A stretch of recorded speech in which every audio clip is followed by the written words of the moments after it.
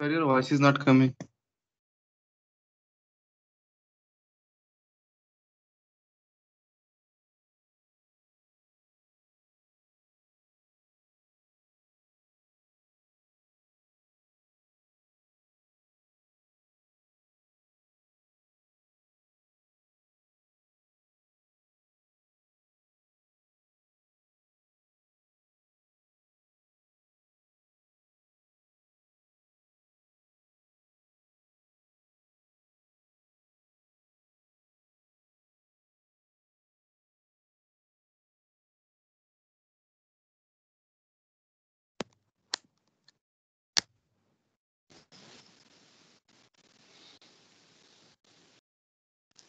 Hello, can you hear me?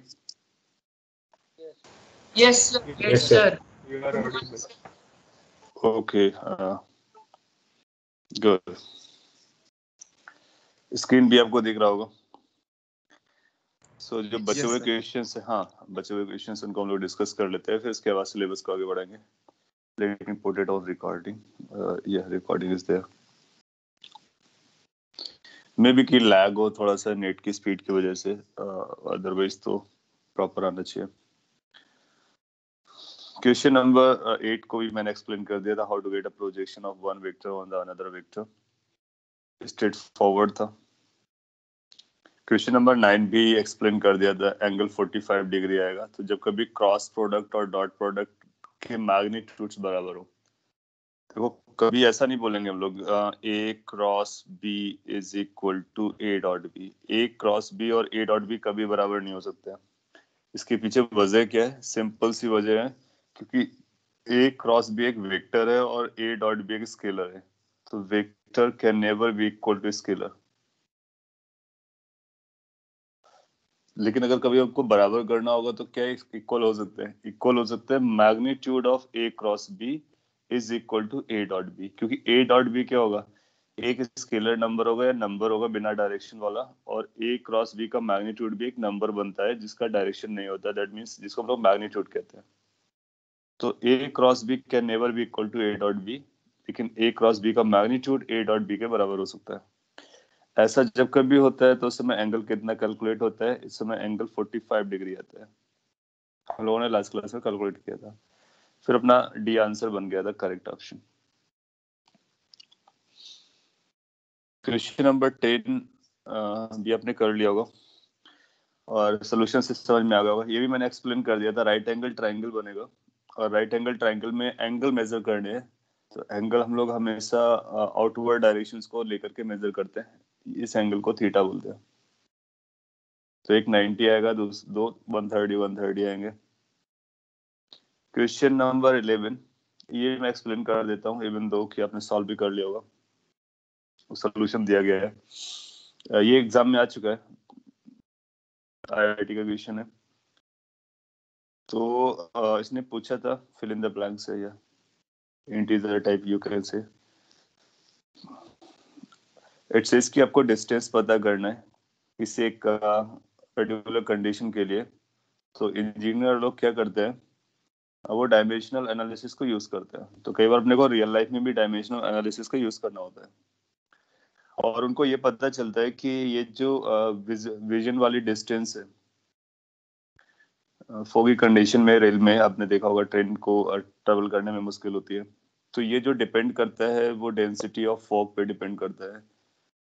Power ये intensity पे depend करता है। अब इंटेंसिटी क्या होती है वो अगर आपको नहीं पता तो ब्रैकेट में लिख दिया था कि पावर बाई एरिया होता है, और ये फ्रीक्वेंसी पे डिपेंड करता है। तो आपको ये बताना था कि इंजीनियर ने जो फॉर्मूला ड्राइव किया होगा उसमें डी एस की कौन सी पावर पे डिपेंड कर रहा होगा। उस पावर का 1/n चाहिए था अपने को।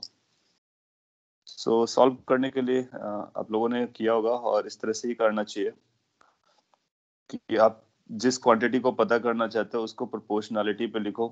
कौन कौन से क्वांटिटीज पे डिपेंड करता है? मास पे डिपेंड करता है, मास की पावर ए। फिर ये डिपेंड करता है इंटेंसिटी, इंटेंसिटी की पावर बी। फिर ये डिपेंड करता है फ्रीक्वेंसी, फ्रीक्वेंसी की पावर सी। नो, ये कांस्टेंट ऑफ प्रोपोर्शनैलिटी को लेके आ जाओ और सिंबल हटाने के बाद सो ये डी की वैल्यू आएगी कुछ k times m raised power a intensity rest power b frequency rest power c। ये आइडियल इक्वेशन, इसलिए मैं इसको डिटेल में सॉल्व कर दे रहा हूँ, आपको आइडिया भी लग जाएगा इन केस थोड़ा बहुत इशू जा रहा है। सो डी, अब डायमेंशनल फॉर्मूला लिखोगे बोथ साइड। डी का dimensional formula, D is a length, okay, K dimensionless होता है। एम के पास क्या होगा, M is a mass, so M. Intensity को अपने को पता करना होगा।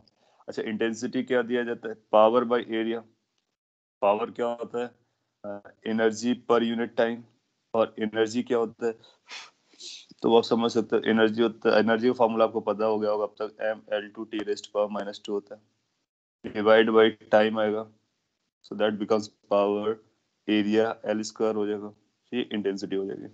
This raised to power B, frequency one upon time होता है, तो T raised power minus one भी बोल सकते हो आप, सी। और जब इसको इक्वेट करोगे तो आपको ए बी और सी तीनों की वैल्यूज पता चल जाएंगी। अपने को किस पर इंटरेस्ट जाएगा, ये एस की पावर यानी बी पर जाना है, फिर बी को वन बाई एन क्लेम कर देंगे। थोड़ा सा और सिंप्लीफाई करते हैं, एम की टोटल पावर्स को कलेक्ट करते हैं, तो ये बनेगा ए प्लस बी। एल की टोटल पावर्स को कलेक्ट करते हैं, तो फर्स्ट से तो कुछ भी नहीं आएगा, सेकंड में एल स्क्वायर डिसअपियर हो गया होगा, तो इसके बाद ये केवल बी पावर लेके आ रहे हैं।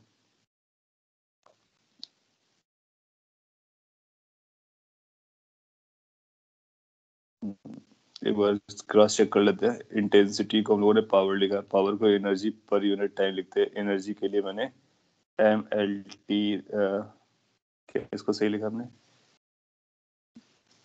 Energy, energy is going to be force into distance. Force होता है M L T raise power minus two, distance होता है एल, बराबर M L two T raise power minus two. और एरिया को अपना एल स्क्वायर लिखा गया, तो ये एल स्क्वायर डिसअपियर हो गया, जाने देते हैं। टी की पावर्स को कैच करते हैं, जब टी की पावर्स को कैच करोगे तो T raised power minus to भी आएगा और माइनस सी आएगा।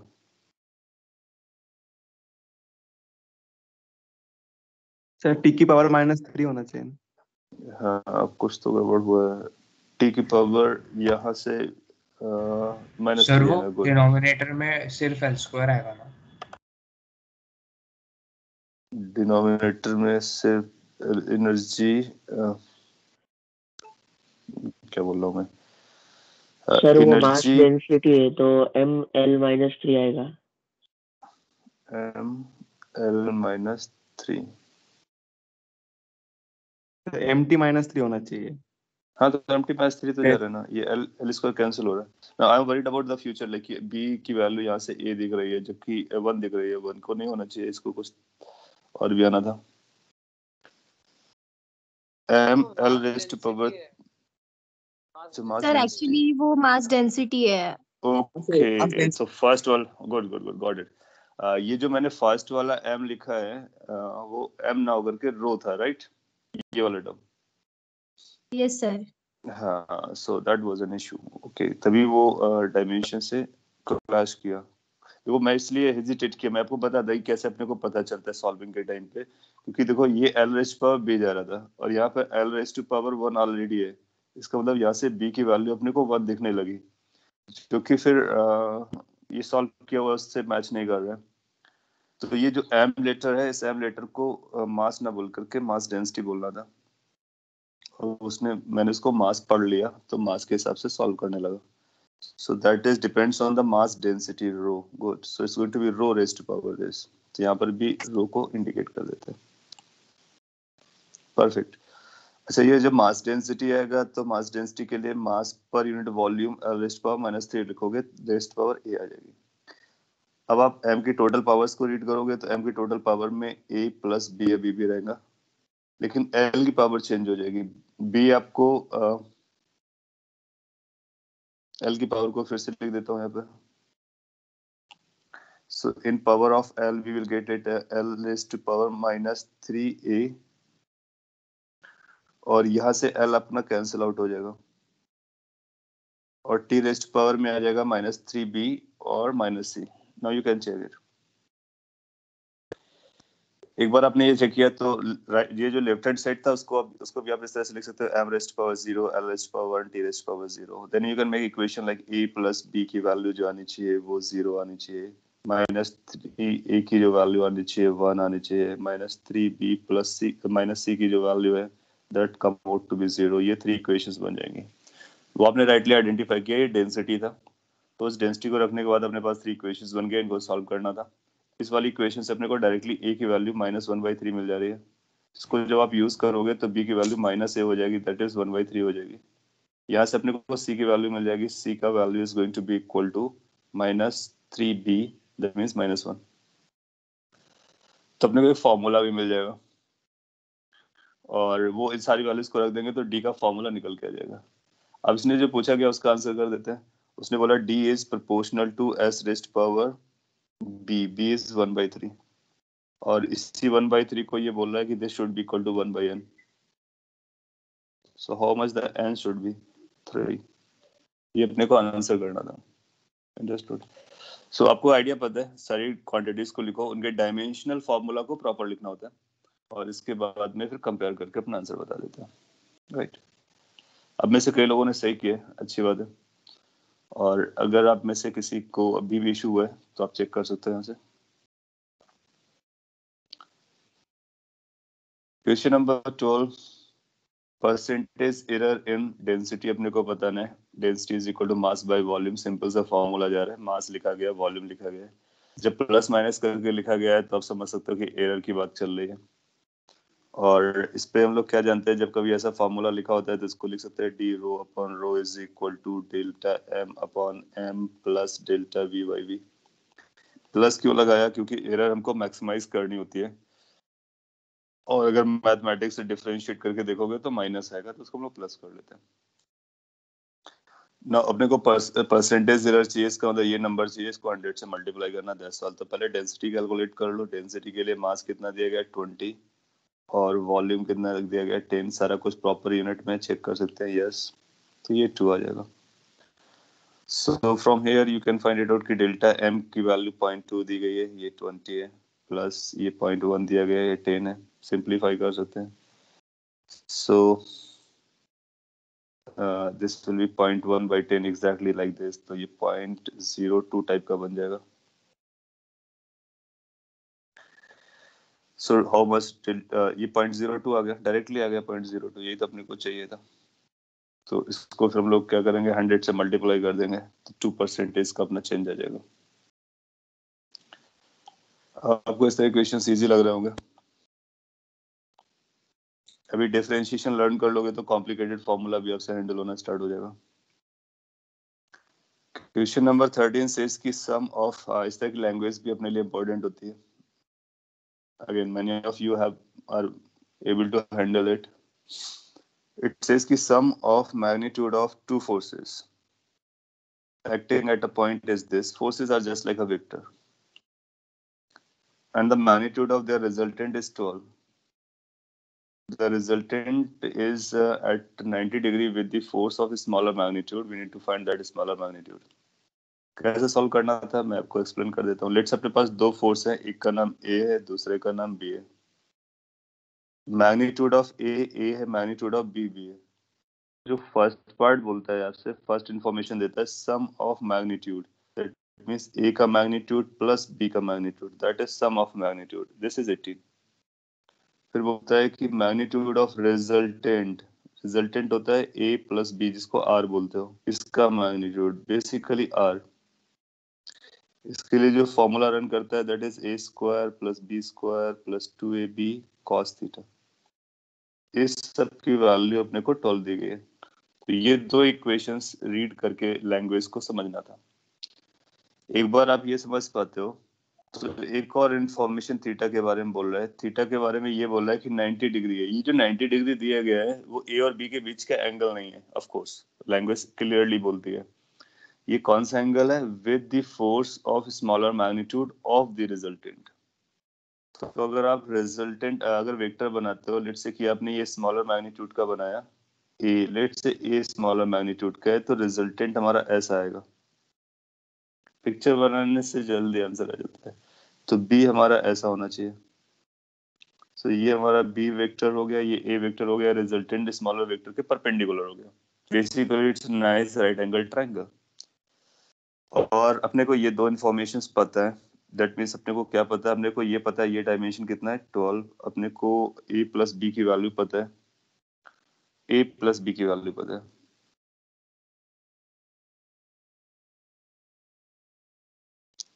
सो पाइथागोरस थ्योरम एक को x पकड़ेंगे, दूसरे को 18 - 6 पकड़ेंगे सर। पाइथागोरस थ्योरम लगा सकते हैं। और अपने का इंटरेस्ट किस बात पे, स्मॉलर मैग्नीट्यूड ए निकालने पे, थीटा पे तो है नहीं हम। तो पाइथागोरस थ्योरम जल्दी आंसर आता है। जल्दी आंसर आ जाएगा क्योंकि अपने को ये पता है इन दोनों का आंसर कितना जा रहा है, ये 18 है और 18 को हम 5 + 30 लिख सकते हैं। ये पॉपुलर राइट एंगल वाले नंबर्स हैं। तो एक 5 रहा होगा और दूसरा 13 रहा होगा। अब a square plus b square is equal to 12, b 12 का a square plus 12 square is equal to b square भी लगा सकते थे। तो वो एक और इक्वेशन मिल जाती है, उसको इसके साथ हैंडल कर लेते हैं। तो यहाँ से अपने को पता चल गया स्मॉलर कौन सा होगा, 5 होगा क्योंकि ये 12 दिया गया। ये पॉइंट इसकी ये फिगर ड्रॉ करने से भी हमको कई बार हेल्प मिल जाता है। और ये 90 का क्या यूज था वो समझ में आ गया, तो यहाँ से पता चल जाता है। और अपने पास दूसरा भी आइडिया था कि एक आपको फॉर्मूला पता है ना 10 अल्फा वाला। तो 10 अल्फा क्या होता है, लेट्स से वो ए से बना रहा है तो हम लोग कुछ ऐसे लिखते हैं a plus B cos theta, this is going to be b sin theta. Suppose कर लीजिए कि वो 90 डिग्री ना दे और राइट एंगल पाइथागोरस हम ना लगा पाए, तो उस केस में हम लोग क्या करेंगे, इसको यूज करेंगे। अल्फा कितना दे रहा है, 90 डिग्री। अगर ये 90 डिग्री रहा होगा तो फिर ये इनफाइनाइट को अप्रोच करेगा, इसका मतलब ये टर्म जीरो हो जाना चाहिए। तो इसको जब आप जीरो करोगे तो एक रिलेशन यहाँ से मिलेगा, बाकी ये रिलेशन है यहाँ से कॉस थीटा को यहाँ पे रख दोगे तो फिर ए और बी को सॉल्व किया जा सकता है। और यहाँ पर इजिली आपको राइट एंगल ट्रायंगल नजर आ गया। गुड। क्वेश्चन नंबर 14 सेज कि a डॉट b और a क्रॉस b के मैग्नीट्यूड्स आपस में इस तरह से रिलेटेड हैं तो उनके बीच का एंगल बताइए। अगेन सिंपल कैलकुलेशन टाइप था। a डॉट b ये वेक्टर्स हैं। सो a डॉट b की वैल्यू आपको मिलेगी a b कोसाइन थीटा और ये आएगा √3 times a b sine theta. Magnitude a b sine theta होता है। a b नॉन जीरो होने की वजह से कैंसिल आउट हो जाएंगे। अपने को पता चल जा रहा है कि tan थीटा की वैल्यू 1/√3 आ जा रही है। डन हो गया। थीटा कितना आ जाना चाहिए, थीटा की वैल्यू π/6 आ जानी चाहिए, n की वैल्यू 6 हो जाएगी। क्वेश्चन नंबर 15 इट सेज कि एक फिजिकल क्वांटिटी q को मेजर किया जा रहा है जो कि xyz पे डिपेंड करता है और ये रिलेशन चल रहा है। परसेंटेज एरर xyz के मेजरमेंट में दिया गया है तो q के मेजरमेंट में कितना आएगा, एज ऑब्वियस एज एनीथिंग। अब इस तरह की क्वेश्चन आप देख करके भी आंसर दे सकते हो। error is going to be this is equal to 3 times percentage of fractional error in x plus 2 times ये fractional error in y plus 1 times fractional error in z। z को भी plus लिखोगे क्योंकि हमको maximise करना होता है। 100 से मल्टीप्लाई कर लो काम हो जाएगा। So it's going to be like 3 into 1%, 2 into y का परसेंट विच इज 2 और 1 into z का परसेंट विच इज 4। 448 प्लस 3 11% के बराबर आप आंसर कर सकते हो। ये जो परसेंटेज वाला स्टोरी है ना, और ये जो इस तरह से हम लोग फ्रैक्शन में कन्वर्ट कर लेते हैं ln लेकर के डिफरेंशिएट करके, ये वैलिड तभी रहता है जब हमारी जो एरर्स या चेंजेस हो ना वो स्मॉल चेंजेस हो, लाइक 1%, 2%, 5%। अगर इसी क्वेश्चन में बोला गया था कि इसमें 10% का चेंज है, इसमें 20% का चेंज है, इसमें 40% का चेंज है, तो फिर ये जो लॉजिक है ना ये अप्रोप्रिएट आंसर नहीं देता है। तो जब कभी एरर में पूछेगा तो 1-2-3% की बात करता है क्योंकि एरर बहुत कम होती है, तो हम हमेशा इसको लगा सकते हैं। अदरवाइज हमने को क्या निकालना होगा, final values, initial values, then difference, then percentage, जो भी अपना बेसिक लॉ होता है। क्वेश्चन नंबर 16 ये भी वेक्टर से था, तो वेक्टर के कई सारे क्वेश्चंस थे, इधर भी आपने देखा। इट सेज कि एक p वेक्टर है, q वेक्टर है, they are perpendicular to each other. तो b की वैल्यू बताइए। तो b कहीं रहा होगा, ये भी है। यू नो कि जब दो वेक्टर्स आपस में परपेंडिकुलर होते हैं तो हमारे पास एक लॉजिक आता है। क्या लॉजिक आता है कि उन दोनों का डॉट प्रोडक्ट अगर आप करोगे तो वो 0 होता है। क्यों? क्योंकि cos 90 बनेगा, cos 90 0 करता है। So whenever the two vectors are perpendicular, you just go for this dot product and make it 0. दो वेक्टर्स का डॉट प्रोडक्ट आपने लर्न कर लिया था। आई कोफिशिएंट को मल्टीप्लाई करते हैं, जे कोफिशिएंट्स को मल्टीप्लाई करते हैं, के कोफिशिएंट्स को मल्टीप्लाई करते हैं, ये डॉट प्रोडक्ट हो गया, इसको 0 करना था। एक बार आपने ऐसा लिखा, आपका काम कंप्लीट होता है। दैट मींस बी की जो वैल्यू है 2 + 2 4 के बराबर हो जाएगी। नो अपने जो क्लासेस अटेंड किए उसमें आपने लर्न किया होगा how we can write this dot product as this 2 - b + 2। आपने कुछ पूछा है, do we have to consider infinite as 0 in solving questions? No no, infinite को 0 नहीं लेते हैं। अच्छा, ये इसके बारे में आप पूछ रहे होगे। ठीक है, मैं इसको थोड़ा सा और एलेबोरेट कर देता हूँ। इनफाइनाइट का क्या मतलब होता है, हालांकि आप मैथ्स में लर्न करोगे। अगर यहाँ पर हमको 1090 लिखना पड़े, 10 अल्फा की वैल्यू 90, तो 1090 की वैल्यू इनफाइनाइट को टेंड करती है। हाँ, तो इनफाइनाइट का मतलब है कुछ ऐसा होगा कि ऊपर अच्छा नंबर होगा, नीचे 0 होगा। इसका मतलब है ये जो डिनोमिनेटर है ना, उसको हम 0 करेंगे, तो इसका कंक्लूजन ये निकलेगा, the conclusion will be this that denominator has to be 0। तो जब 90 आएगा तो इसका मतलब डिनोमिनेटर 0 है, ये हम ख्याल करेंगे। न्यूमरेटर को नहीं, डिनोमिनेटर को। न्यूमरेटर कुछ भी होगा चलेगा, फाइनाइट नंबर रहेगा तो चलेगा। अब यहाँ से अपने को सॉल्व हो जाता है। तो जब कभी इनफाइनाइट कोई चीज आने लगे तो उसके जो जिसके इक्वल हो उसके डिनोमिनेटर को वॉच करो और उसको 0 पुट कर दो।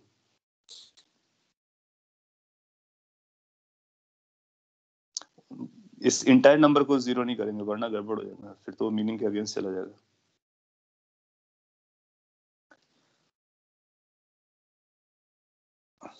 ओके, क्वेश्चन नंबर 17 के बारे में बात करते हैं। It says you measure two quantities A and B और आपको अंडर रूट ए बी पर एरर चाहिए, कितना आने वाला है। Square root of A B करोगे तो पहले square root of A B को मान लीजिए y है, हमारे लिए x है। इसके बाद इसको डिफरेंशिएट करना जो हमको आता है वो delta x upon x is equal to 1/2 delta a upon a plus 1/2 delta b upon b। ये मैं डायरेक्टली लिख रहा हूँ। ये कैसे आ रहा है, आपको क्या करना होता है, बोथ साइड ln लेना होता है, log, फिर और उसके बाद फिर आपको चेंज कैलकुलेट करना होता है। तो हम लोगों ने ये लर्न किया था कि जो प्रोडक्ट में होते हैं वो एड अप हो जाते हैं और जो पावर होती है वो आगे मल्टीप्लाई हो जाती है। तो जो पावर हाफ हाफ थी वो मल्टीप्लाई हो गई और ये फ्रैक्शन वैल्यूज आपस में एड अप हो गए। सो ये डायरेक्टली लिखना अपने को बनता है। अब आपको सारा कुछ पता है, जैसे कि डेल्टा ए नोन है, सो ये हाफ को आप बाहर निकाल सकते हो। डेल्टा ए का वैल्यू कितना है, इससे हम लोग डेल्टा ए निकालते हैं, एरर इन ए और change in A 0.2 divide by 1.0 plus b 0.2 divide by 2.2। सो ये अपने पास सिंप्लीफाई हो जाएगा। जब आप इसको सिंप्लीफाई करोगे तो 2 से मल्टीप्लाई करना होगा। बेसिकली ये बन जाएगा अपने पास 2 + 1 3/4, या फिर ऐसा बोलो 3/2 यहाँ पर आ जाएगा और 0.1 बनेगा। तो ये नंबर अपना बन जाएगा। एनीवे ये आप सॉल्व कर सकते हो। अब अपने को क्या निकालना है, ये एरर निकालना है। तो ये छोटे छोटे पॉइंट्स अपने को ख्याल रखना होता है। एरर कैलकुलेट करना है, परसेंटेज नहीं, फ्रैक्शन नहीं। तो ये हमारा आंसर नहीं बन सकता क्योंकि ये तो फ्रैक्शनल एरर है। अपने को डेल्टा एक्स चाहिए। तो delta X is going to be equal to whatever you have calculated multiplied by X. X का मतलब under root A B. Under root A B कैसे निकलेगा, इनके लिए ये वैल्यूज को पकड़ लो। तो ये होगा स्क्वायर रूट ऑफ 2, उसको √2 से मल्टीप्लाई कर दो, काम हो जाएगा। सो यहाँ से डेल्टा एक्स के बारे में पता चल जाएगा। ओके, आपने कुछ लिखा है, मैं पढ़ लेता हूँ। Whichever exams we will have next, will we have all topics taught or only the new ones? Okay, exam syllabus के लिए हम लोग अभी आइडिया क्या है ना कि जो अभी टॉपिक्स आपके हुए हैं UND, unit and dimension, error and measurement, ये जो 2 टॉपिक्स है ना, इनको आपने पढ़ लिया है, इसको बार बार अपने आपको रिवाइज करते रहना है। जनरली ये अभी फ्यूचर के टेस्ट में बहुत कम आएंगे। जनरली जो भी आएगा वो वेक्टर ऑनवर्ड्स रहेगा। तो मैंने पहले भी आपको बताया ना, वेक्टर ऑनवर्ड्स जो है वो फिजिक्स के लिए एग्जाम के लिए मेन पोर्शन बनाता है, वो हर चैप्टर से लिंक होता है। तो वेक्टर ऑनवर्ड्स वाले जो चैप्टर है वो बार बार रिपीट होते रहेंगे। Error and measurement, unit and dimensions, ये जो चैप्टर्स दो थे ये बहुत रेयरली पूछे जाएंगे, लेकिन एग्जाम में जरूर आएगा जो आपका मेन एग्जाम होता है। अभी हम लोग जो टेस्ट लेंगे, so we will keep them aside. आपने एक बार लर्न कर लिया, आप जानते हो जब कभी आएगा क्वेश्चन तो आप डील कर लोगे। वेक्टर ऑनवर्ड्स रहेगा। लास्ट ये क्वेश्चन 18 है, लास्ट है फिजिक्स का, इसको कंप्लीट कर लेते हैं। इसने बोला 3 measurements are made like this, sum of the measurement up to correct number of significant figures बताना है। तो इनको आप आपस में ऐड अप कर लोगे। सम की value is going to be equal to 18.425, 7.21 and 5.2। तो इसको आप ऐड अप करोगे तो यहाँ 5 आ रहा होगा, इधर 3 आ रहा होगा, यहाँ पर 6 आ रहा होगा, यहाँ पर 0 आ सकता है, यहाँ पर 3 आ सकता है, ये नंबर आएगा। अब देखो आपने ग्रुप पे भी पूछा था, मैं यहाँ पे क्लैरिफाई करता कि सपोज कर लीजिए इसी क्वेश्चन को हम लोग डील कर रहे हैं एग्जाम में, और एग्जाम में कंस्टेंट ये है कि हमको 2 डेसिमल प्लेसेस तक ले जाना है। तो अगर एग्जाम का कंस्टेंट 2 डेसिमल प्लेसेस तक है तो हो सकता है कि जो हमारे सिग्निफिकेंट फिगर उससे क्लैश कर जाए। तो अगर एग्जाम का कोई बॉन्डेज है तो वो जनरली नेचुरली वो क्वेश्चन ऐसा बना के देगा कि वो उसी जितना उसको डिजिट्स लेना है उसके अंदर सिग्निफिकेंट फिगर्स आ जाने चाहिए। जैसे कि यहाँ पर हमारा जो आंसर आएगा अप्रोप्रिएट वो कितना आएगा, एडिशन चल रहा है, एडिशन में हम अपना answer least number of decimal places तक देते हैं, least number of decimal places तक देते हैं, ये आपको पता है। तो यहाँ पर डेसिमल प्लेसेस 2 तक है या 3 तक है, यहाँ पर 2 है, यहाँ पर 1 है, तो हम 1 डेसिमल प्लेस तक देंगे। तो ये आंसर आ जाएगा 30.6 राउंड ऑफ करने के बाद। ये हमारा सर, वहाँ करेक्ट आंसर होगा फिगर्स बोला है ना, जी। वहाँ पे सिग्निफिकेंट फिगर्स बोला है सर, तो हाँ ये डेसिमल बोला कि प्लेसेस। करेक्ट। अच्छा ओके ओके, आपको वहां पे कंफ्यूजन जा रहा है। देखो क्या होता है ना कि correct number of significant figures तक अपने को देना है, तो जो हमारा आंसर होता है वो सम और सब्ट्रैक्शन में correct number of significant figures तक आंसर तब माना जाता है जब हम उसको लीस्ट डेसिमल प्लेसेस तक लिखते हैं। ये रूल हम लोगों ने लिखा था कि समेशन और सब्ट्रैक्शन में जो हमारा आंसर करेक्ट आंसर होता है, करेक्ट आंसर का मतलब correct number of significant figures तक जो आंसर होता है वो least number of decimal places तक लिखा जाता है। Gate my point? यस तो हाँ, तो यहाँ तक अपने को लिखना है। अगर मल्टीप्लिकेशन और डिवीजन वाला केस होता है तो उसमें अप्रोप्रिएट सिग्निफिकेंट फिगर्स तक आंसर तब माना जाता है जब हम लीस्ट सिग्निफिकेंट फिगर तक उसको एक्सप्रेस करते हैं। सो रूल्स एडिशन सब्ट्रैक्शन के लिए डिफरेंट था, मल्टीप्लिकेशन डिवीजन के लिए डिफरेंट था, और दोनों इस पर्पस के लिए थे कि हम correct number of significant figures तक अपना आंसर दें।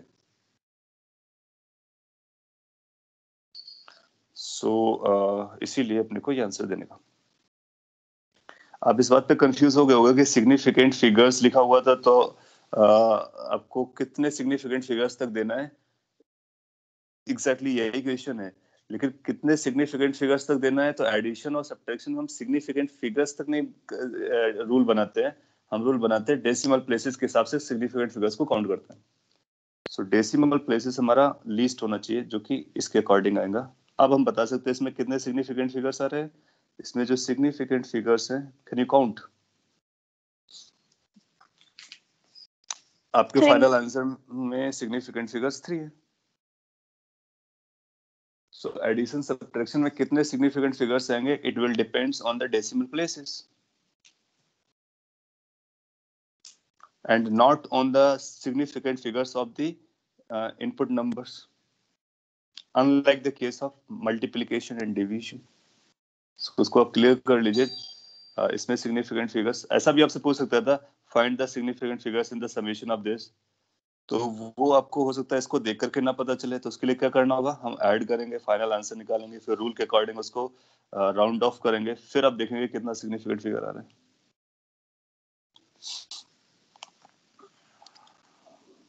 So, जो भी रूल्स बनाए गए थे वो correct number of significant figures तक ले जाने के लिए बनाए गए थे। Okay, so that was your advance paper. Paper moderate था, बहुत ज्यादा डिफिकल्ट नहीं दिया था, बट स्टिल आपके प्रेजेंट लेवल को टेस्ट करने के लिए ठीक था। आप लोगों का परफॉर्मेंस भी अच्छा है, ये बोल सकते हैं। So carry keep on this thing. इससे पहले भी एक टेस्ट हुआ था मेन का, उसमें भी आपके डाउट हो सकते हैं, तो आप पेपर मेरे को देखना पड़ेगा, अपलोड करना पड़ेगा। अपने पास अभी टाइम है, तुम लोग क्या भी वेक्टर को स्टडी कर सकते हैं, और मे बी ऑन सैटरडे उस टेस्ट पेपर को डिस्कस कर लें, सो दैट कि सैटरडे तक आप एक बार और उसको रिवाइज कर लें। Okay sir. हाँ सर चलेगा? चलेगा। हाँ क्योंकि वो काफी टाइम हो गया है, तो अभी पेपर आप तो देखोगे तो आपको समझेगा नहीं। तो सैटरडे को हम लोग स्टार्टिंग के टाइम पर आपका जो मेन का पेपर था उसको डिस्कस करेंगे, तो आप फ्राइडे तक उसको सॉल्व कर लीजिए, सो दैट कि आपके ब्रेन में फ्रेश माइंड में रहे, और जो आपके डाउट्स होंगे उनको हम लोग कैरी करेंगे। वेक्टर्स हम लोग पढ़ रहे थे, मैं आपको क्विकली रिवाइज कर देता हूँ वेक्टर्स में क्या क्या चल रहा है। बिलीव मी कि ये बहुत इंपॉर्टेंट टॉपिक है, इसलिए इम्पोर्टेंट है क्योंकि हर चैप्टर में इसका रोल रहता है। कुछ चैप्टर्स तो ऐसे हैं कि जो वेक्टर के बिना आप कर भी नहीं सकते हो, सो इसलिए इसको हम लोग ज्यादा टाइम दे रहे हैं, और एक वंस एंड फॉर ऑल के लिए समझ लेते हैं। रिप्रेजेंट कैसे करना होता है, यू हैव लर्न कि रिप्रेजेंट करने के लिए हमारे पास वेज होते हैं। किसी वेक्टर को उसके मैग्नीट्यूड और डायरेक्शन के साथ लिखते हैं। तो कब आज के बाद या आपने जब से पढ़ा है तब से आपको ये बात समझ में आ गई होगी कि कभी भी कोई वेक्टर के बारे में पूछेगा तो आपको आंसर में उसका मैग्नीट्यूड, उसका डायरेक्शन दोनों देना होता है। अगर आपने केवल मैग्नीट्यूड दिया, that is considered incomplete answer. तो अगर कोई आपसे बोलता है कि कितना फोर्स लग रहा है, तो अगर आपने बोला फोर्स 20 न्यूटन है, this is not a complete answer. आपको ये बताना होगा कि ये 20 न्यूटन किस डायरेक्शन में लग रहा है। क्यों? क्योंकि फोर्स एक वेक्टर क्वांटिटी है, whether it is in x direction, y direction, z direction और in any other direction. Direction कैसे डिनोट करते हैं उसके बारे में हम लोगों ने बात किया था। डायरेक्शन को कैप से लिख सकते हैं, और ये ए कैप जो होगा वो किसी भी डायरेक्शन को इंडिकेट कर सकता है। स्पेस में इनफाइनाइटली मैनी डायरेक्शंस एग्जिस्ट करती हैं, केवल north east south west up side down side नहीं होता है। तो उन इनफाइनाइटली मैनी डायरेक्शंस में किसी भी डायरेक्शन को रिप्रेजेंट करने के लिए कैपेबल होता है। ये ए है जिसको हम मॉड ऑफ ए भी लिखते हैं प्रॉपरली, इसको मॉडुलस बोलते हैं, और ये हमेशा पॉजिटिव होता है या फिर जीरो होता है, कभी नेगेटिव नहीं हो सकता है। So modulus value can never be negative, ये पढ़ा था। फिर हम लोगों ने दो वेक्टर्स के बीच का एंगल देखा था, फिर दो वेक्टर्स के एडिशन को देखा था, दो वेक्टर के सब्ट्रैक्शन को देखा था, उनके अपने रूल्स निकल के आए थे। एडिशन करने के बाद ये जो निकलता है ये काफी इंपॉर्टेंट रहता है। आपने ये भी लर्न किया था कि जो a प्लस बी की वैल्यू है, इसकी maximum value a plus B होती है, इसकी minimum value a minus B होती है। अच्छा, मैं आपसे एक क्वेश्चन के थ्रू पूछता, एग्जाम्पल लेट्स से हमारे पास a की वैल्यू 5 दी गई है और b की वैल्यू 2 दी गई है, और आपसे पूछता है कि mod of a plus B की वैल्यू कहाँ से कहाँ तक लाई करेगी, तो इसकी मिनिमम वैल्यू कितनी होगी? क्या आप इसकी मिनिमम वैल्यू बता सकते हैं? सर 3। बिल्कुल बता सकते हैं, और 3 है। क्या हम इसकी मैक्सिमम वैल्यू बता सकते हैं? Yes sir. 7। 7। ये तो हम लोगों ने समझ लिया, और ये फॉर्मूले के बेसिस पे था। Correct, everybody is finding good.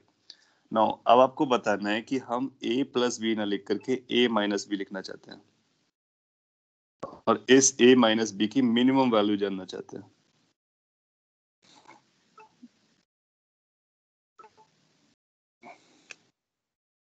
a minus B का मिनिमम वैल्यू।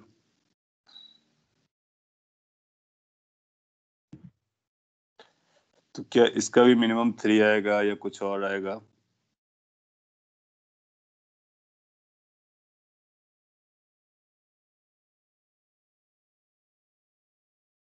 अब बोलोगे कि इसका भी मिनिमम 3 ही आएगा, और अगर a माइनस बी का मैक्सिमम पूछा जाए तो इसका भी जो मैक्सिमम है ना वो 7 ही आएगा। तो पॉइंट इज कि न केवल a माइनस बी का मैग्नीट्यूड बल्कि इसको भी आप ऐड कर लेना, a प्लस बी के साथ साथ a माइनस बी की जो वैल्यूज होती है वो भी a प्लस बी और a माइनस बी के बीच में होती है। गुड। सो प्रोबेबली ये मैंने आपको डिटेल में बताया हुआ था, अगर ये नहीं बताया दूसरा वाला तो ये भी नोट कर लीजिए, क्योंकि एग्जाम में वो इसको प्लस हटा के माइनस लगा देगा तो फिर कहीं आपको कंफ्यूजन ना हो, बिकॉज आप जानते हैं ये तो वेक्टर्स हैं और हम सारे एंगल्स के लिए देख रहे हैं, तो किसी ना किसी एंगल के लिए रिवर्स हो जाएंगे, जब ये रिवर्स हो जाएंगे तो फिर एड अप कर जाएंगे, एड अप कर जाएंगे तो a प्लस बी होगा, वही मैक्सिमम बनेगा, और जब ये अपोजिट डायरेक्शन में जाएंगे तो मिनिमम हो जाएगा। तो मिनिमम और मैक्सिमम एडिशन और सब्ट्रैक्शन में इनकी जो लिमिटिंग वैल्यूज होती है वो बराबर जारी होती है। इजी है, गुड। सो हम लोगों ने एडिशन देखा, सब्ट्रैक्शन देखा, और देखा कि एडिशन सब्ट्रैक्शन सिमिलर टाइप का चलता है, उनके बीच के एंगल्स वगैरह कैसे निकालते हैं वो समझ लिया। फिर हम लोगों ने दो वेक्टर्स के मल्टीप्लाई करने की बात की, तो मल्टीप्लाइकेशन में हमने एक a डॉट बी लर्न किया, a dot B A B cos theta के बराबर आया। यहाँ पर एक स्ट्रेंज बात या फिर नई बात ये थी, जो फर्स्ट टाइम वेक्टर्स को देख रहे थे, कि दो वेक्टर्स को एक साथ मल्टीप्लाई करने से हमको जो मिल रहा है वो वेक्टर नहीं मिल रहा है, वो क्या मिल रहा है, स्केलर मिल रहा है। सो दो स्केलर को मल्टीप्लाई करो, डिवाइड करो, कुछ भी करो, स्केलर ही आंसर आता है। लेकिन वेक्टर में ऐसा नहीं है, वेक्टर में दो वेक्टर मल्टीप्लाई करके स्केलर बना सकते हैं।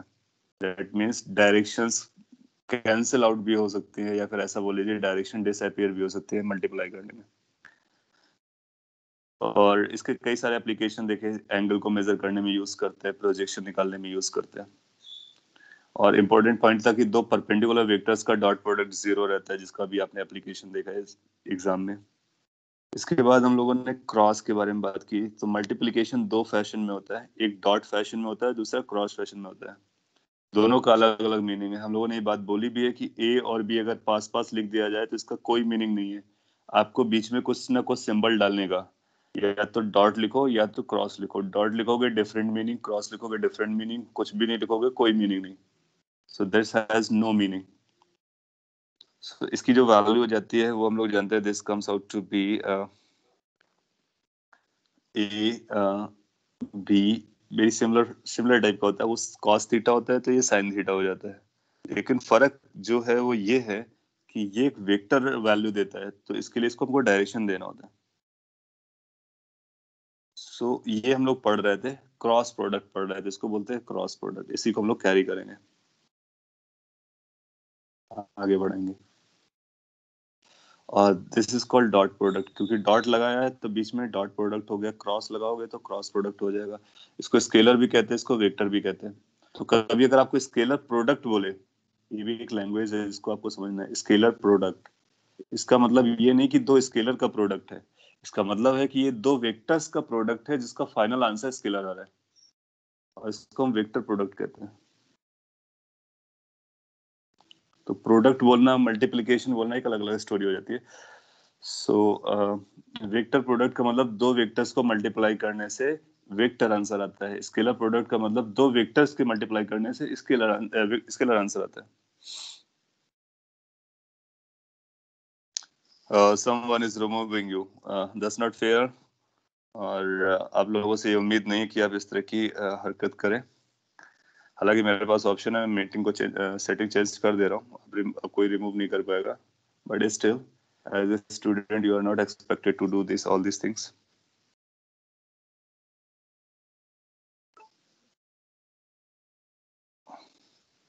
आपको फोकस होकर सुनना चाहिए कि क्या बोला जा रहा है, और उसके नोट्स बनाने चाहिए, क्योंकि आप एक बहुत बड़े टारगेट को टारगेट कर रहे हो।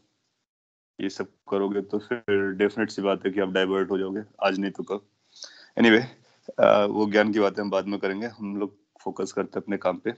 आपने कुछ क्वेश्चन पूछा है, how we can find that for a perpendicular formula dot product will be used और scalar product will be used. हाँ, स्केलर पहला तो जो आपने लिखा उसके बेसिस बोलूंगा, डॉट प्रोडक्ट और स्केलर प्रोडक्ट एक ही बात होती है। That means cos theta. Dot product को हम लोग स्केलर प्रोडक्ट ही कहते हैं और क्रॉस प्रोडक्ट को हम लोग वेक्टर प्रोडक्ट कहते हैं। अगर आपका ये क्वेश्चन है कि हम ये कैसे पता करें कि डॉट प्रोडक्ट यूज करना है या क्रॉस प्रोडक्ट यूज करना है, प्रोबेबली यही है। तो आपकी चॉइस है। अभी आपने क्या डॉट प्रोडक्ट लर्न किया है, तो डॉट प्रोडक्ट को आप यूज कर सकते हो, क्रॉस प्रोडक्ट भी यूज किया जा सकता है। लेकिन आप देखो ना कि अगर हम क्रॉस प्रोडक्ट यूज करेंगे तो परपेंडिकुलर में साइन थीटा की वैल्यू कितनी आएगी, 90 डिग्री आएगी। तो एक तो हमको ए क्रॉस बी निकालना पड़ेगा। आप देखोगे ए क्रॉस बी निकालना थोड़ा सा डिफिकल्ट है या लेंदियर है as compare to A dot B निकालना, पहला पॉइंट। दूसरा, उसका जो राइट हैंड है ना वो जीरो नहीं होगा। जीरो इसलिए मैं बोल रहा हूँ कि जीरो अगर राइट हैंड साइड में या किसी साइड में होता है तो हमको सॉल्विंग आसान होती है। तो हम साइन 90 लगा करके फिर उसके लिए हम ए को निकालेंगे, फिर बी को निकालेंगे, फिर डायरेक्शन निकालेंगे, तब हमको राइट हैंड साइड क्लियरली मिलेगा और फिर हम लेफ्ट हैंड साइड की कैलकुलेशन करेंगे। My point. तो और आप देखोगे कि इस पर भी बी जो हमारा अननोन वैल्यू है इस पर भी आएगा, अननोन वैल्यू इनमें भी कहीं ना कहीं आ जाएगा, तो सॉल्विंग हमारी डिफिकल्ट हो जाएगी। लेकिन अगर आपने 90 डिग्री के लिए डॉट प्रोडक्ट यूज किया तो आप देखो ए डॉट बी निकालना आसान था, पहला पॉइंट। दूसरा, राइट हैंड साइड हमारा बनेगा A B cos 90, cos 90 makes everything zero, तो हमको हमारा राइट हैंड साइड इजीएस्ट हो गया, क्योंकि जीरो इजीएस्ट होता है सिंपलीफाई करने में, कैलकुलेशन करने में, यू नो दैट। सो यहाँ से जो हमारा अननोन छुपा होगा ए और बी वेक्टर्स के बीच में, वो अननोन इजीली निकलेगा एज कंपेयर टू दिस। तो एज फॉर एज कि कौन सा यूज करना चाहिए, तो हम डॉट प्रोडक्ट को यूज करेंगे 90 डिग्री केस के लिए, परपेंडिकुलर केस के लिए, क्योंकि इससे हमारी सॉल्विंग आसान रहेगी। क्या हम इसको यूज कर सकते हैं? बिल्कुल यूज कर सकते हैं, क्रॉस प्रोडक्ट भी यूज किया जा सकता है, लेकिन हम हमेशा इजी पाथ को फॉलो करना चाहेंगे। इसीलिए मैंने बार बार उस पर जोर दिया कि परपेंडिकुलर केस में डॉट प्रोडक्ट को जीरो करना है।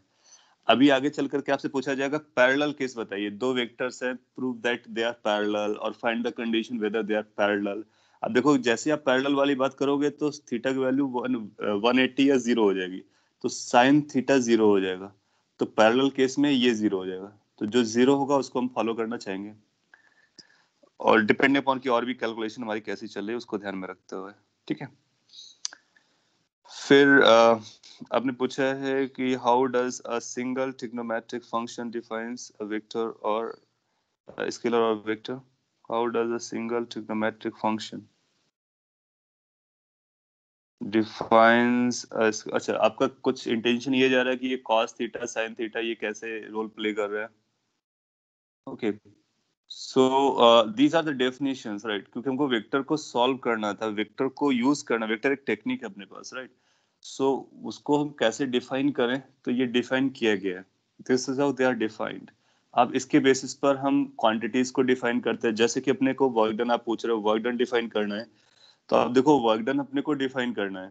वर्क डन एक स्केलर नंबर आता है, लेकिन हमको इसमें वेक्टर यूज करना है, फोर्स को और डिस्प्लेसमेंट को, और उनको मल्टीप्लाई भी करना है। तो सिंपल सी बात, हमको डॉट करना पड़ेगा, क्यों? क्योंकि ये स्केलर है। और ये डॉट क्यों किया? क्योंकि हमको डेफिनेशन पता है, हमारे डेफिनेशन क्या होती है, एफ आर कॉस थीटा होती है, इस कॉस थीटा को भी एब्जॉर्ब करना था, तो इसलिए ट्रिग्नोमेट्रिक फंक्शन को यूज करके इन डॉट डॉट को डिफाइन किया गया। मैं एक एग्जांपल से बता रहा। और सिमिलरली जब हमको डायरेक्शन चाहिए होता है तो फिर हम एंगल बिटवीन द वेक्टर्स को यूज कर रहे हैं, और angle between the two vectors में यूज करने में जो सिंपलेस्ट ट्रिग्नोमेट्रिक फंक्शंस होते हैं वो साइन थीटा कॉस थीटा होते हैं। ट्रिग्नोमेट्रिक फंक्शंस तो हमारे पास बहुत सारे होते हैं, but easiest ones are sine theta and cos theta. Moreover cos theta talks about the projection. ये सारा फंडा यहाँ से चल रहा है। अगर अपने पास एक वेक्टर ए है, ठीक है, और उसका इधर एक कंपोनेंट बनाना है थीटा डायरेक्शन में, तो आपको पता है ये ए कॉस थीटा होता है, और ये कंपोनेंट चाहिए तो ये ए साइन थीटा होता है। तो ये साइन थीटा और कॉस थीटा को हम लोग क्यों यूज कर रहे हैं? क्योंकि वो वेक्टर के कंपोनेंट को रिप्रेजेंट कर रहे होते हैं, और सिंपलेस्ट ट्रिग्नोमेट्रिक फंक्शंस होते हैं, इसलिए इस तरह से डिफाइन किया गया। Then you are asking in work why don't we use vector product formula? Why we don't use? Because we know कि ये work कैसा है, work vector है, सॉरी वर्क हमारे स्केलर है, और ये वेक्टर से मिलकर के बन रहा है। हमको आंसर में स्केलर चाहिए, वेक्टर का यूज करना है, तो हमारे पास दो तरह के प्रोडक्ट है। हमारा आंसर स्केलर भी आ सकता है, वेक्टर भी आ सकता है। आपको क्या चाहिए उस पर डिपेंड करता है। अगर हमको स्केलर क्वांटिटी चाहिए तो डॉट करेंगे, वेक्टर क्वांटिटी चाहिए तो क्रॉस करेंगे। आपने अगर 9-10 में पढ़ा होगा एक formula I L cross B magnetic field में क्रॉस प्रोडक्ट करके हम फोर्स, सपोज कर लिया हमको फोर्स निकालना है दो वेक्टर को यूज करके, तो हम क्या यूज करने वाले हैं, क्रॉस प्रोडक्ट यूज करेंगे। टॉर्क आपने पढ़ा होगा या पढ़ेंगे हम लोग, R क्रॉस F होता है। तो टॉर्क एक वेक्टर क्वांटिटी है, वेक्टर क्वांटिटी के लिए दो वेक्टर यूज कर रहे हैं प्रोडक्ट में, तो कौन सा प्रोडक्ट यूज करेंगे, क्रॉस, क्योंकि क्रॉस का मतलब वेक्टर, डॉट का मतलब scalar. Okay, work doesn't follow law of addition. Yes, so work does not follow, work is a scalar quantity, does not follow law of addition. So ये scalar है, scalar जाने के लिए हमको डॉट चाहिए। देखो ये इसका इंटरेस्टिंग पॉइंट है कि हमने प्रोडक्ट डिफाइन किया लेकिन दो तरीके से। स्केलर में ऐसा नहीं किया है। स्केलर में कोई आपसे बोलता है 2 into 3 की वैल्यू बताइए, आप 6 लिखते हो। 2 क्रॉस 3 की वैल्यू बताइए, आप 6 लिखते हो, क्योंकि यहाँ पे डॉट और क्रॉस का कोई मीनिंग ही नहीं होता है। ये जो डॉट और क्रॉस डिफाइन किए गए हैं, they are defined for vectors, क्योंकि वहाँ पे डायरेक्शन है। और ये सब इसलिए किया गया क्योंकि हमको डायरेक्शन को हैंडल करना था। डायरेक्शन एक नया स्टोरी था, उसको हैंडल करने के लिए ये डिफाइन किया गया। इस डेफिनेशन के साथ हमारी डायरेक्शन बहुत प्रॉपर्ली हैंडल होती है। वो आपको समझ में आएगा कि जैसे हमको टॉर्क की डायरेक्शन निकालनी होगी तो R और F की डायरेक्शन से हम टॉर्क की डायरेक्शन बता देते हैं। तो डायरेक्शन के मल्टीप्लाई करने से कौन सी डायरेक्शन बनेगी वो डायरेक्शन हम डिफाइन करते हैं। अभी आपको क्रॉस प्रोडक्ट और डिटेल में सीखना है। एक बार आप सीखोगे तो आपको समझेगा। हम आगे बढ़ाते हैं स्टोरी को। लेट्स से अपने पास हम क्रॉस प्रोडक्ट की तरफ चल रहे हैं।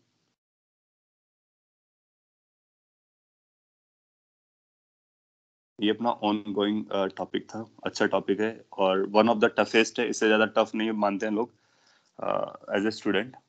तो अगर आपको ये पार्ट समझ में आ गया, पर्टिकुलरली इसकी डायरेक्शन, एक बार आपको डायरेक्शन समझ में आ गया, माइंड इट कि आप क्रॉस प्रोडक्ट के क्वेश्चंस को बहुत इजीली हैंडल करेंगे और आपको 50% फिजिक्स बहुत आसान लगेगा। इतना आसान होता है कि कई बार आप पेन और पेंसिल को उठाते नहीं हो, क्वेश्चन को पढ़ते हो, दिमाग में सॉल्व करते हो और आंसर दे देते हो, जो कि अदरवाइज बहुत डिफिकल्ट होता है सॉल्व करना। वो स्टेज आपकी बहुत देर में आएगी, अभी आपको बस लर्न करना है। सो लेट्स से अपने पास एक वेक्टर ए है, दूसरा वेक्टर बी है, दो वेक्टर का क्रॉस करना है। क्रॉस की वैल्यू आएगी ए बी साइन थीटा, ये उसका मैग्नीट्यूड होता है और एक डायरेक्शन होती है। ये जो डायरेक्शन होती है ये समझने के लिए मैंने आपको लास्ट क्लास में कुछ बोला था, मैं आपको एक बार फिर से बोल देता हूँ। जो एन कैप की डायरेक्शन होती है, एन कैप क्या रिप्रेजेंट कर रहा है, एन कैप जो रिप्रेजेंट कर रहा है that is representing the direction of A cross B. इसकी डायरेक्शन को ये रिप्रेजेंट कर रहा है। So that is, let me write over here, ये जो है मैग्नीट्यूड को रिप्रेजेंट कर रहा है क्रॉस प्रोडक्ट के, और ये डायरेक्शन को रिप्रेजेंट कर रहा है क्रॉस प्रोडक्ट के। मैग्नीट्यूड इजी है, ए का मैग्नीट्यूड बी का मैग्नीट्यूड थीटा पता होगा तो साइन थीटा लगा के बता देंगे। डायरेक्शन चैलेंजिंग है। एन कैप की डायरेक्शन जो होती है परपेंडिकुलर होती है ए वेक्टर की डायरेक्शन। सो क्रॉस प्रोडक्ट, अब ऐसे समझो, क्रॉस प्रोडक्ट अपने पहले वेक्टर के परपेंडिकुलर होता है एज वेल एज ये जो क्रॉस प्रोडक्ट है वो दूसरे वेक्टर के भी परपेंडिकुलर होता है। मीनिंग इज दिस, बेसिकली हम ये कह रहे हैं कि ए क्रॉस बी की जो डायरेक्शन होगी और जो ए की डायरेक्शन होगी वो आपस में परपेंडिकुलर होंगे, as well as A cross B की डायरेक्शन जो आएगी और जो बी की डायरेक्शन होगी वो भी आपस में परपेंडिकुलर होंगे। आप सोचो ना कि इस तरह से डिफाइन किया गया है कि दो वेक्टर्स को अगर आप क्रॉस करते हो तो जो रिजल्ट आता है that result is always perpendicular to both the vectors, vector A and vector B. This is how we are using the directions और we are defining the directions basically. और ये एक क्रॉस बी की direction को ईटा simplify के लिए हम ईटा या एन कैप से रिप्रेजेंट कर देते हैं, या कोई भी कैप लगा सकते हो वहां पे। अभी तो आपको ये पता चला कि ए क्रॉस बी की वैल्यू डायरेक्शन ए के परपेंडिकुलर है, बी के परपेंडिकुलर। आपको दो वेक्टर्स तो पता होंगे, तभी तो आप ये सारी स्टोरी बना रहे होगे। जैसे कि एक वेक्टर आपको ये पता होगा, बी वेक्टर आपको ये पता होगा। लेट से दोनों वेक्टर हमने ड्रॉ किए हैं इस प्लेन पर। किस प्लेन पर? स्क्रीन के प्लेन पर। ऑफ कोर्स हम लोग स्क्रीन के प्लेन पर ही ड्रॉ कर सकते हैं। क्या हम वेक्टर को स्क्रीन के बाहर ड्रॉ कर पाएंगे? अगर हम ड्रॉ भी करते हैं तो आपको दिखेगा नहीं। तो ये जो वेक्टर्स हैं ये एक प्लेन पर ड्रॉ किए गए हैं जो कि स्क्रीन का प्लेन है, as simple as anything. Then अगर हमने को ए क्रॉस चाहिए B, A cross B A के परपेंडिकुलर रहेगा और बी के भी परपेंडिकुलर रहेगा। ए का परपेंडिकुलर अगर आप स्क्रीन में बनाओगे तो ये बनेगा, लेकिन ये जो डायरेक्शन है ये बी के परपेंडिकुलर नहीं जाएगा। फिर बी का परपेंडिकुलर ड्रॉ करोगे तो फिर वो ए के परपेंडिकुलर नहीं जाएगा। इसका मतलब है कि जो ए क्रॉस बी है ना वो इस स्क्रीन पे नहीं लाई करेगा। तो ए क्रॉस बी को हम इस स्क्रीन पे ड्रॉ नहीं कर सकते हैं। अगर दोनों वेक्टर इस स्क्रीन पे है तो हम बोलते हैं A cross B is perpendicular to the plane of vector A and vector B. ये इसका क्रक्स पॉइंट निकलता है इन दो इस स्टेटमेंट का। सो आप ए वेक्टर को पता करो कहां पर है, बी को पता करो, फिर ए और बी को ज्वाइन करने वाला प्लेन 3 डायमेंशन में देखो। अभी तो स्क्रीन में अगर आप पेपर में बनाओगे तो आपके पास 2D होता है, 3D में दो वेक्टर कहीं भी हो सकते हैं। जहां भी दो वेक्टर होंगे उनको ज्वाइन करने वाला एक प्लेन बनेगा, उस प्लेन के परपेंडिकुलर ए क्रॉस बी लाई करता है। टू स्टार्ट विद बिगनिंग में क्या होता है, हम स्क्रीन पे बनाएंगे तो स्क्रीन के परपेंडिकुलर दो ही डायरेक्शन हो सकते हैं, एक स्क्रीन के बाहर एक स्क्रीन के अंदर परपेंडिकुलर, या फिर ऐसा बोलो इसके परपेंडिकुलर में दो डायरेक्शन होंगी, एक बाहर की तरफ होगी एक अंदर की तरफ होगी, परपेंडिकुलर एक ही होगा। दो डायरेक्शंस होती हैं, उन दो में से कौन से यूज करते हैं? राइट हैंड रूल मैंने आपको बताया था। आप राइट हैंड की फिंगर्स को पाम के स्ट्रेच करो, राइट हैंड की फिंगर्स को फर्स्ट वेक्टर की डायरेक्शन में रखो और सेकेंड की डायरेक्शन में कर्ल करो। तो थंब किधर जा रहा है उसको देखना है, थंब बाहर आएगा तो बाहर की तरफ, अंदर जाएगा तो अंदर की तरफ।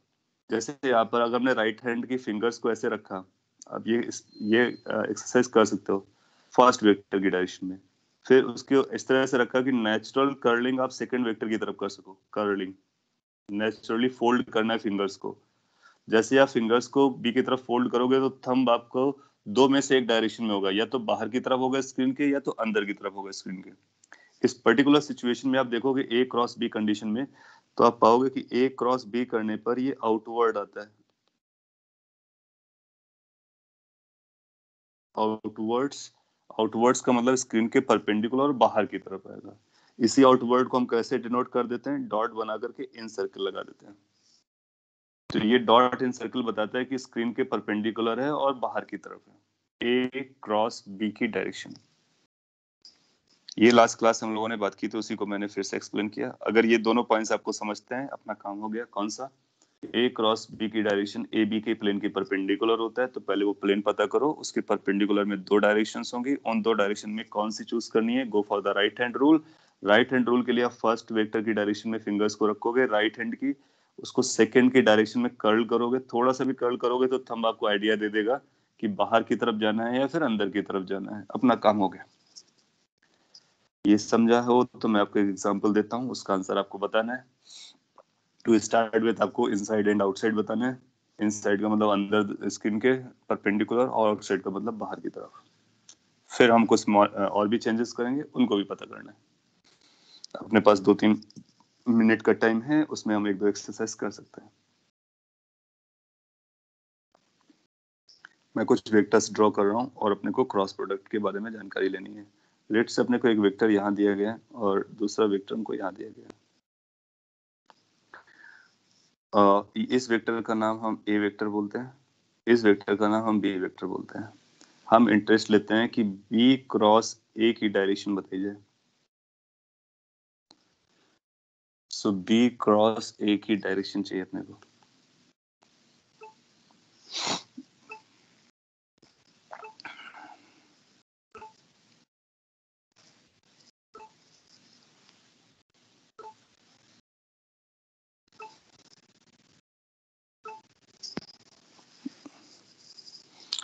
ग्रेट। सो अपने एक आंसर दिया इनवर्स माइनस जेड। ओके, जो भी है हम जेड के टर्म में भी बोल सकते हैं, लेकिन अब यहाँ पे जेड एलोकेटेड नहीं है तो बेटर है कि हम कॉमन लैंग्वेज को यूज करें। सो बी आपको ये पता चल गया स्क्रीन के परपेंडिकुलर, क्योंकि ये दोनों वेक्टर तो स्क्रीन पे जा रहे हैं। अच्छा, स्क्रीन के परपेंडिकुलर में अब दो डायरेक्शन में से चूज करना है, या तो आउटवर्ड या तो इनवर्ड्स। अब फर्स्ट वेक्टर हमारा बना बी, तो बी की डायरेक्शन में हमने राइट हैंड को रखा, राइट हैंड की फिंगर्स को ऐसे रखा एरो की डायरेक्शन में। अब रख करके देखो, एक्सरसाइज करो। तो अब फिर इसके बाद में इस तरह से रखो कि आपकी कर्लिंग इधर हो सके, नेचुरल कर्लिंग इधर हो, फोल्डिंग इधर हो सके फिंगर्स की। तो फिंगर्स की जैसे ही आप उस एक की तरफ फोल्ड करने का लिए स्टेज पे रखोगे, उस सिचुएशन पे रखोगे, तो आपको थंब क्लियरली बोलेगा कि अंदर की तरफ जाना है। So thumb will be pointing inwards, तो हम बोलेंगे this is going to be inwards. Perfect. और ये इसको आप क्रॉस करके भी इनसर्कल कर सकते हो, तो हम बोलेंगे ए क्रॉस बी की डायरेक्शन जो है वो क्रॉस करके इनसर्कल किया गया है, दैट मींस इनवर्ड्स है। और इनटू द प्लेन है, और माइनस जेड कह सकते हो, वो सब कुछ चलेगा आपकी लैंग्वेज। यस, चलेगा। तो इस तरह से हम इसको आइडेंटिफाई कर सकते हैं। अगर आपसे इसी में डायरेक्शन ऑफ दूसरा वाला पूछा गया था ए क्रॉस बी का, तो आप देखोगे कि आपका थंब अपोजिट हो जाएगा, ऊपर की तरफ आने लगेगा, तो ये आउटवर्ड हो जाएगा। तो यहाँ से एक और पॉइंट पता चलता है कि दोनों अलग अलग होते हैं, मीन अपोजिट होते हैं। ए क्रॉस बी और B cross A opposite direction को इंडिकेट कर रहे होते हैं। तो एक का डायरेक्शन पता चला तो दूसरे का हमको ऑटोमेटिकली पता चलता है, बिकॉज दे आर अपोजिट। तो इसीलिए हम लोगों ने एक पॉइंट लिख लिया था, या फिर एक आइडेंटिटी लिखी थी कि ए क्रॉस बी। कभी आपसे पूछता है क्या A cross B B cross A के बराबर होगा, तो हम बोलेंगे कभी नहीं हो सकता। क्यों? क्योंकि डायरेक्शन ही नहीं मैच कर रहा है, डायरेक्शन अपोजिट है, तो बराबर नहीं होगा। फिर क्या होगा? फिर आप बोलोगे ए क्रॉस बी और बी क्रॉस ए, देखोगे तो इसकी जो वैल्यू आएगी वो माइनस से मल्टीप्लाई होकर के आएगी। That means A cross B plus B cross A की वैल्यू 0 होती है। तो ये भी एक छोटा सा पॉइंट है जिसको आप कॉपी कर सकते हो। एक लास्ट क्वेश्चन मैं आपसे पूछ लेता हूँ, इसी डायरेक्शन को दिमाग में रखते हुए आपका करेक्ट आंसर आएगा, अच्छा लगेगा। और डायरेक्शन क्रॉस प्रोडक्ट की डायरेक्शन पे बेस्ड है, सिम थोड़ा सा ट्विस्टेड है, ज्यादा नहीं। लेट्स से कि हमारे पास एक वेक्टर है, ये इसका नाम हमने ए वेक्टर दिया हुआ है।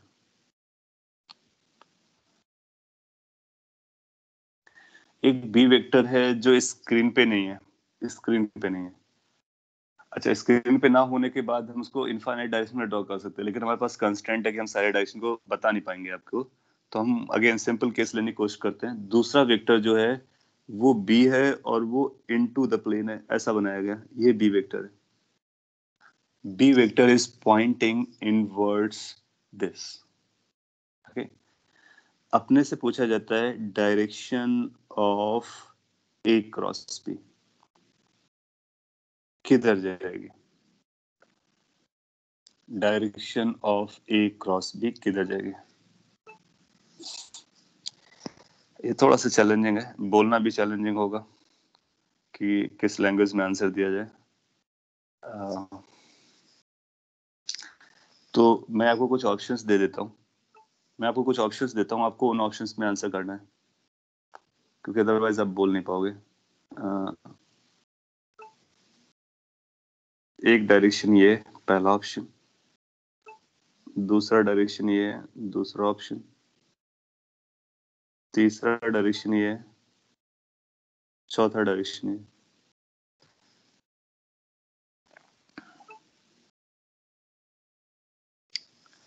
और भी ऑप्शंस है हमारे पास, इनटू है प्लेन, आउटवर्ड प्लेन है, और नन ऑफ दिस भी है।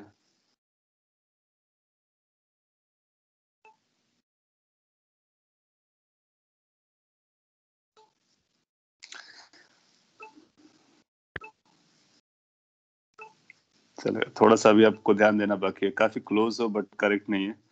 देखो क्या है ना, पहला पॉइंट आपको हमेशा याद रखना है। हाँ, देवांग ने कुछ बोला है, between 1 and 4, some sort of that. Okay, देखो क्या होगा, आप बोलोगे इसमें जो आपने 4 दिखाया है उसमें कोई नहीं है, नन ऑफ दीज है, ना तो अपसाइड है, ना तो इनसाइड है, ना तो यहाँ कहीं है। ऐसा क्यों? ऐसा इसलिए क्योंकि ए क्रॉस बी की डायरेक्शन जो होगी वो ए के परपेंडिकुलर होगी, ये तो गारंटीड है। और जो 4 डायरेक्शंस हम लोगों ने यहाँ पे ड्रॉ किए, या मैंने यहाँ पे जो ड्रॉ किए, चारों में से कोई भी ए के परपेंडिकुलर नहीं जा रहा है, बी के परपेंडिकुलर है। यस, क्योंकि बी इनसाइड जा रहा है तो बी के परपेंडिकुलर सारे कुछ है। तो यहाँ पर हमारी कौन सी डायरेक्शन बनेगी? आप बोलोगे 1 2 3 4 में जो आपने दिखाया वो एक भी नहीं था, अपसाइड डाउन साइड नहीं है। इसको कैसे ड्रॉ करेंगे? अब समझते हैं।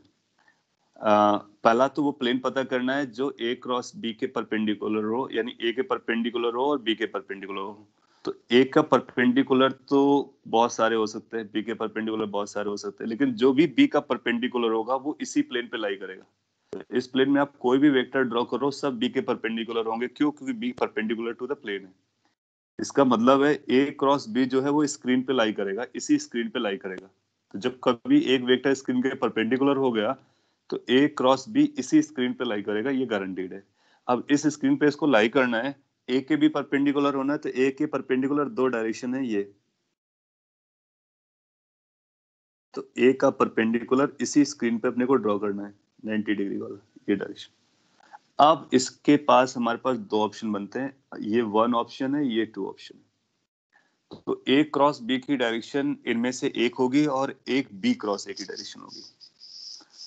अब कौन सी ए क्रॉस बी की है, कौन सी बी क्रॉस ए की है, उसके लिए राइट हैंड रूल को लगाते हैं। तो जब हम राइट हैंड रूल लगाएंगे तो ए की डायरेक्शन में अपने राइट हैंड की फिंगर्स को रखेंगे ऐसा, और बी की तरफ कर्ल करने का मतलब इनटू द प्लेन, स्क्रीन के अंदर की तरफ कर्ल करेंगे। तो नेचुरल कर्लिंग स्क्रीन के अंदर की तरफ करेंगे तो थंब अपने को इंडिकेट कर देगा कौन सी डायरेक्शन में जाना है। सो ए क्रॉस बी बताने के लिए ए की डायरेक्शन में आप फिंगर्स को रखो, फिर अंदर की तरफ कर्ल करो, क्योंकि बी हमारा अंदर जा रहा है। जैसे आप अंदर की तरफ कर्ल करोगे तो आप देखोगे थंब आपका इधर आएगा। एक बार ये प्रैक्टिस करके देखो, आपको समझ में आ जाएगा। क्योंकि ये दोनों डायरेक्शन में से कौन सी डायरेक्शन है ये जानना बहुत जरूरी है। So place your right hand fingers in the direction of A, fold them naturally in the direction of B, then see where the thumb goes. It will go for 1. Good. So ये 1 की तरफ जाएगा, इसका मतलब ये जो direction होगी वो A क्रॉस B की डायरेक्शन होगी, और ये जो डायरेक्शन आएगी वो B क्रॉस A की डायरेक्शन आएगी। ये लास्ट एग्जांपल को एक बार फिर से आप सुनना, वीडियो जब लेक्चर अपलोड हो जाए, और ध्यान से समझना, तब तक समझना जब तक आपको समझ में ना आ जाए। एक बार ये आपको समझ में आया, यू विल फाइंड कि entire physics is going to be easy. जब कभी कोई क्रॉस प्रोडक्ट की बात करेगा, हम दो वेक्टर्स को देखेंगे, उनके परपेंडिकुलर को देखेंगे, और फिर राइट हैंड रूल करके हम राइट डायरेक्शन को आइडेंटिफाई कर लेंगे, हमको एग्जैक्ट वैल्यू पता चल जाएगी। ए क्रॉस बी मिला तो बी क्रॉस ए इमीडिएटली उसका अपोजिट हो जाएगा। Making sense? Okay, so this was the direction of cross product in brief. Next class में हम cross product को कैलकुलेट करते हैं, उसके बारे में लर्न करेंगे, और डायरेक्शन की कुछ और एग्जांपल्स करेंगे। और इस तरह की डायरेक्शन को फ्यूचर में बहुत बार कैलकुलेट करनी है, तो हर बार आप यही लॉजिक लगाओगे, ए क्रॉस बी, ए के परपेंडिकुलर, ए के डायरेक्शन में फिंगर्स को रखोगे, राइट हैंड की बी की तरफ कर्ल करोगे नेचुरली सेकंड वेक्टर की तरफ, थंब अपने को डायरेक्शन बता देगा। इससे पहले जो आपने फोर्थ आंसर दिया था दैट वाज रॉन्ग। आपको हमेशा ये दिमाग में याद रखना है कि जो भी डायरेक्शन आएगी वो ए के भी परपेंडिकुलर होगी, बी के भी परपेंडिकुलर होगी। अगर दोनों में से किसी के परपेंडिकुलर नहीं है, इसका मतलब वो हमारा आंसर बिल्कुल नहीं है। Okay, any doubt or question if at all you can ask quickly, otherwise we can wind it up right now.